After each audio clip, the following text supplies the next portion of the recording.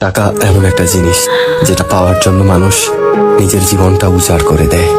মানুষ বলে যে টাকায় সবকিছু হয় না, কিন্তু সত্যি তো এটাই যে বর্তমানে টাকা ছাড়া মানুষের কোনো অস্তিত্ব নেই। হাসপাতালের অসুস্থ মানুষটা জীবনে বাঁচা মরার সাথে লড়াই করে চলেছে, কিন্তু ডাক্তারের প্রথম কথা হলো যে আগে টাকা জমা করুন, তারপরে চিকিৎসা হবে। স্কুলে পড়লে টাকা, কলেজে শিক্ষা নিতে গেলেও টাকা, আর চাকরিতে সম্মান টাকার কাছে হার মেনে যায়। কোথাও গেলে টাকাটাই সবার আগে দরকার হয়। টাকা থাকলে মানুষ মানুষকে মানুষ ভাবে। টাকা ছাড়া মানুষটা যতই সৎ সহজ ভালো মানুষ হোক না কেন, সমাজ সে মানুষটাকে অবহেলা করতে শুরু করে।